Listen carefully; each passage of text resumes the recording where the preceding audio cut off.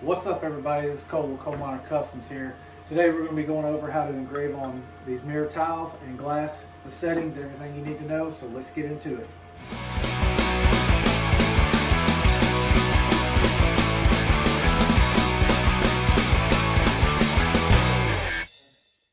Hey, if you guys are thinking about purchasing a M1 from Xtool, check out the link below to go straight to their website, and also you can check out their materials, the accessories, and the machines themselves. All right. First thing you want to do is, of course, prep the back of these tiles. I want to say these are probably right around 3 millimeters, something like that. I got these at the local dollar store, but like I said, first thing you want to do is basically get anything off the back of them, stickers, stuff like that.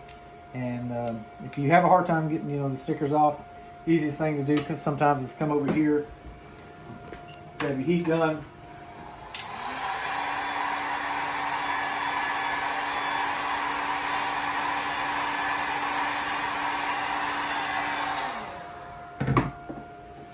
warm it up a little bit. And typically it'll come off a little bit easier for you, like so.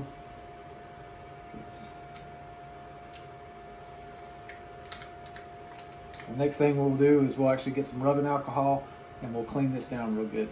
All right, so what you'll do is get you some rubbing alcohol, usually 70% will do fine.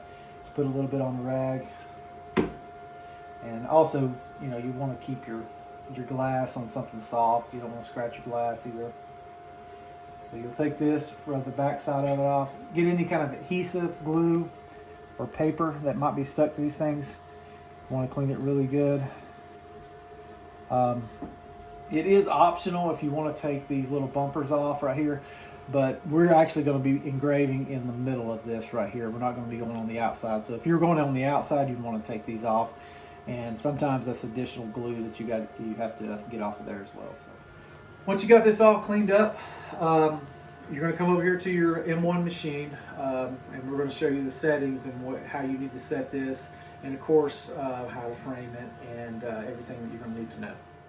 All right, once you find the image that you want to use and you get it to scale on how big you want to put the image on your piece of tile, make sure that you do mirror your image. You flip it to where it's actually backwards, because once it comes out on the engraves on the tile, then it'll be correct.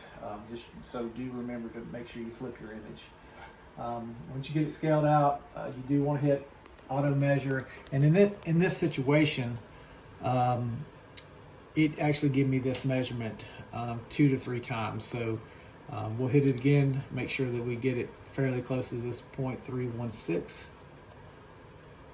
Now this measurement could be different for you depending on how you're going to set your tile or what you're going to set it on. So if you don't set it on nothing, it's going to give you a different measurement than this. So don't go off of this measurement, but you do want to hit auto measure and make sure that you're within the same number. After you auto measure it a couple of times, you're within 0.2 or 0.3, and like I said, we'll hit it one more time just to make sure that we're getting consistency in the measurements.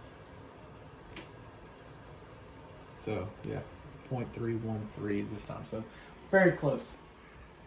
Once you get your auto measure down and you get the thickness where you need it to be, what I found out for this type of engraving on this type of tile, this mirror tile, is set your power at 28, set your speed at 70, grayscale, and then lines per centimeter on this, because it doesn't have a whole lot of detail in it, is at 100. If you had a whole lot of detail, you might want to go on up to about 140 to 180 on your lines per centimeter.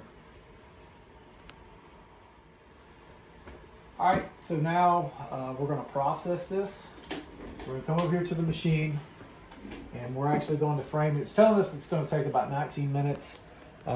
You probably could speed that up just a little bit on your settings, to make it, but I wouldn't go too much more over than 70. 70 seems to be the right number on your speed, so just remember that. Very important next is to actually get your framing ready. Make sure that it's going to frame out in the area that you need it to. It's not outside of the boundaries.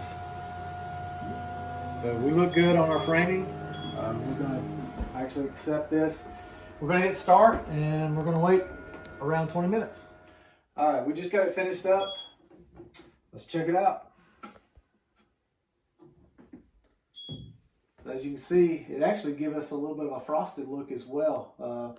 But if you can look kind of close to this, all the edges and everything come out real clean.